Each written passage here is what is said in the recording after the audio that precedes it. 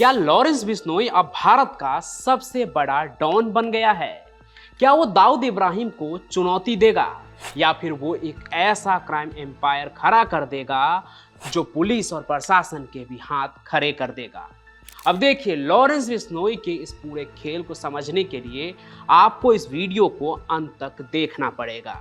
इस देश में बहुत सारे डॉन हुए हैं, अलग अलग शहरों में अलग अलग समय में इन सब का अपना जलवा रहा है, लेकिन ऐसा डॉन जिसका प्रभाव पूरे देश में हो वो इक्का दुक्का ही हुए हैं, जैसे कि दाऊद इब्राहिम।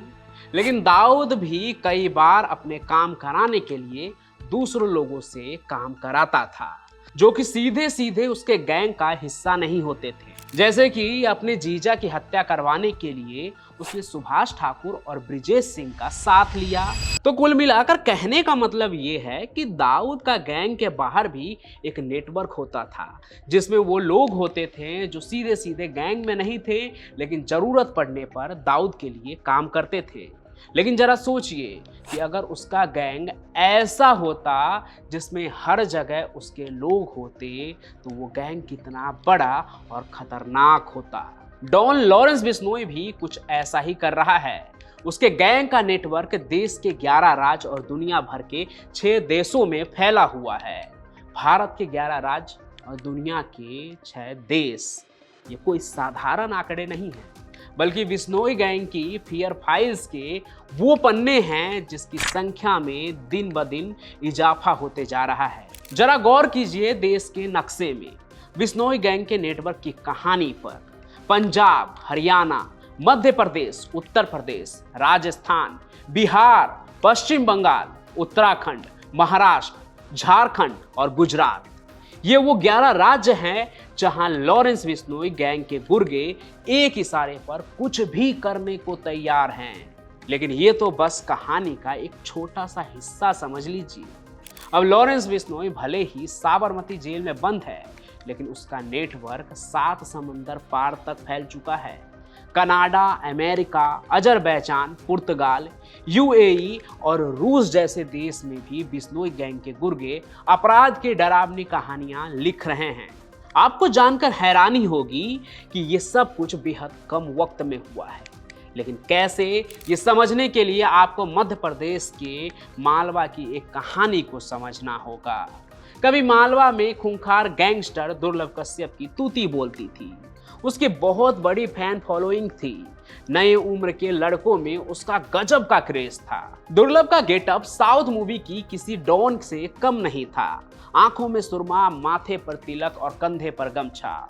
अपने आप को वो महाकाल का भक्त बताता था। लेकिन साल 2020 में जब वो सिर्फ 20 साल का ही था, तब दुर्लभ कश्यप को उसके विरोधी ग्रुप केकेसी गैंग के सरगना रमीज ने जान से मार दिया था।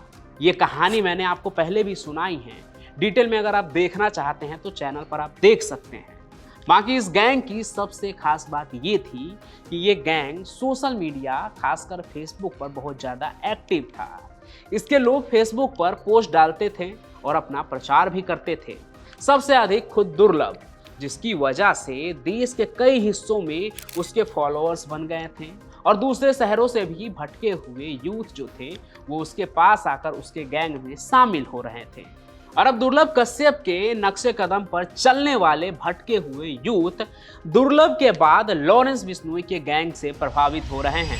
अब इस कहानी को थोड़ा और अच्छे से समझते हैं। लॉरेंस बिश्नोई उन शातिर लोगों में से एक है जो कि जानता है कि जुर्म का कारोबार जितना जुर्म से चलता है उससे अधिक डर से चलता है। उसके तमाम एक्शन देखिए। वो सलमान खान को धमकी देता है, वो बड़े बड़े कांड की जिम्मेदारी सबसे पहले लेता है। तो जब हम करेंगे तो पता लग ही जाएगा। सलमान खान का करेंगे, मारेंगे, यही जोधपुर में मारेंगे तो पता लग जाएगा इनको। पुलिस के आने और नतीजे तक पहुंचने के पहले, जैसा कि उसने पंजाब के सिंगर सिद्धू मूसेवाला के मर्डर के समय किया, इसी तरह हिंदू नेता गोगा मेडी की हत्या में भी सबसे पहले जिम्मेदारी लेने वाला लॉरेंस ही था। कनाडा के गैंगस्टर गोल्डी बरार को अपना भाई बताने वाला लॉरेंस बिश्नोई जेल में बंद रहते हुए भी नेशनल टीवी चैनल पर इंटरव्यू देकर ये बताने की कोशिश की थी कि वो कितना बड़ा डॉन है। और इसी कड़ी में सबसे ताजा कांड है सलमान खान के घर के बाहर हुई फायरिंग, जिसमें फिर से लॉरेंस गैंग का नाम सामने आया है। तो अब उसके जुर्म का साम्राज्य लॉरेंस बिश्नोई का वर्ल्ड वाइड नेटवर्क अपराध की दुनिया में नए डॉन की आने की घोषणा जैसा है। महज 20 साल की उम्र का है संतोष उर्फ सुल्तान बाबा, जो कभी दुर्लभ कश्यप से प्रभावित था, लेकिन अब लॉरेंस गैंग से जुड़ चुका है वो। इसी तरह धर्मेंद्र उर्फ कार्तिक, जिसकी उम्र भी सिर्फ 21 साल है, वो भी दुर्लभ कश्यप गैंग से प्रभावित होने के बाद बिश्नोई गैंग का हिस्सा बन चुका है। पुलिस के स्पेशल सेल के मुताबिक लॉरेंस बिश्नोई गैंग की सोशल मीडिया विंग को हैंडल करने वाले गुर्गे दुर्लभ कश्यप के नाम पर दर्जनों फेसबुक अकाउंट चला रहे हैं।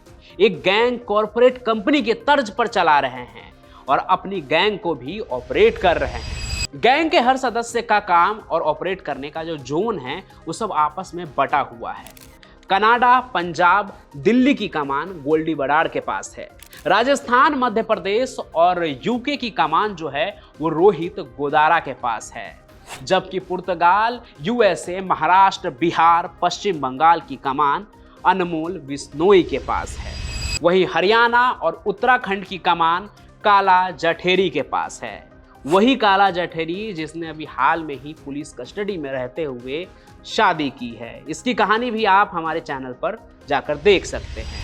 फिलहाल ये जितने भी गैंगस्टर हैं जो अलग अलग जोन को संभाल रहे हैं, वो अपने क्राइम का जो पूरा रिपोर्ट है वो साबरमती जेल में सीधे लॉरेंस बिश्नोई को देते हैं। यह भी जान लीजिए कि गैंग को हथियार कहां कहां से सप्लाई होते हैं। मध्य प्रदेश के मालवा से, जिसमें धार, सेंधवा, बड़वानी, रतलाम, खंडवा, बुरहानपुर, खरगोन शामिल हैं। यूपी में मेरठ, मुजफ्फरनगर और अलीगढ़ से, तो बिहार में मुंगेर, खगड़िया से, और साथ ही साथ पंजाब के सभी पाकिस्तान बॉर्डर से लगे इलाकों से हथियार की सप्लाई होती है।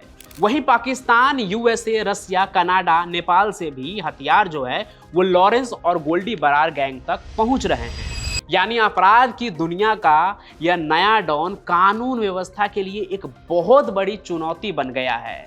और ये नया डॉन लॉरेंस जेल के अंदर से अगर इतना कुछ कर सकता है तो जरा सोचिए अगर ये बाहर होता तो क्या क्या करता। अब ये नया डॉन एक चुनौती तो बन गया है, लेकिन आगे इसके साथ क्या होगा या ये आगे क्या करता है, ये सब कुछ तो भविष्य ही बताएगा। वैसे आपको क्या लगता है इस गैंगस्टर के बारे में? क्या ये भारत का सबसे बड़ा डॉन बनने वाला है? ये आप हमें कमेंट में जरूर बताइएगा। साथ ही इस वीडियो को लाइक कीजिए, ज़्यादा से ज़्यादा शेयर कीजिए और हमारे इस चैनल को सब्सक्राइब भी जरूर कर लीजिए। हम फिर मिलेंगे नए सफर में किसी और चौंका देने वाली क्राइम की कहानी के साथ। तब तक के लिए आपका बहुत बहुत धन्यवाद।